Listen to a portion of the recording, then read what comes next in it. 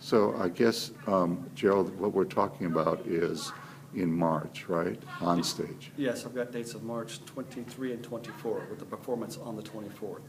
Okay, and on the 23rd, what would happen? 23rd, we would load in the show, adjust the curtains, set the lights in the afternoon, hopefully set up the cameras so we have their position so they can watch the rehearsal. Then Friday night, we would then do a technical rehearsal, including lights and sound.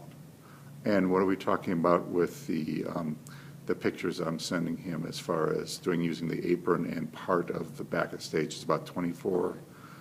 Yeah, the whole apron is 45 feet wide, but your performance area will be reduced on either side by up to 12 feet so that it will be more intimate. Your backdrop can be adjusted upstage and downstage with many choices. So I'm believing you're going to get about 22 feet of depth, and we can give you 22, 25 feet of width if you want something that size. It's a nice, tight box where the intimacy of your performance can be displayed very well right in that center section with some specific area lighting. We're talking about 20 depth, 25 feet across. Something like that, yes.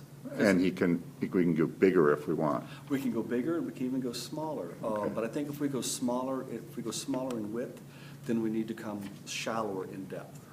All right. Right about midway of the performance area that we're speaking of, that's the most, I can't bring any masking down onto the apron.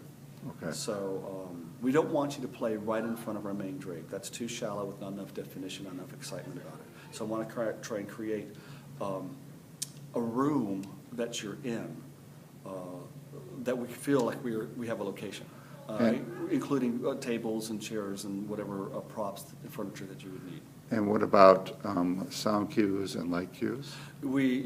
It's probably best if you have someone who has a laptop, they can bring it. Otherwise, put everything on a CD. For this short end, I don't know who would be able to help work on the show. So a CD is easy for an untrained person to manage and operate, and I would operate the lights. You'd operate the lights? Yes.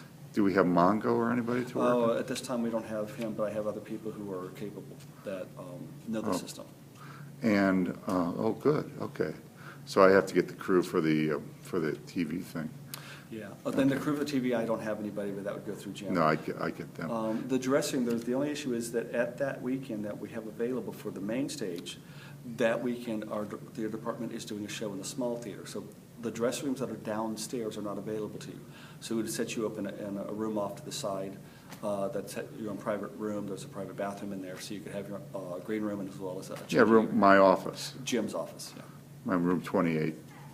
Right. You know, with a mirror in there and so forth. Right. And it'd be private, and if you wanted people to visit you, you could, you have a place to have your privacy outside visitors. And a full length, and the audience would be taped off too. Yes, we were going to. What I had talked to Jim about was that we would reduce where the audience sits, so they sit in the prime seats first, and if the audience grows, we just open a row up. In my theater, the front row is not the best seat because of the angle to the stage. The prime seats start a few rows back in this great center section where you're at eye level with your audience, and that it puts them away from you a little bit by about 3 rows. But they're not looking up at you. They're actually looking straight forward with you. So it's easy for you to have eye contact with them if that's part of the storytelling that you're giving. But I like this because it puts everybody in one chunk of, and they're not all over the theater. No, they're not going to be over the theater. No, because it's got to be tight.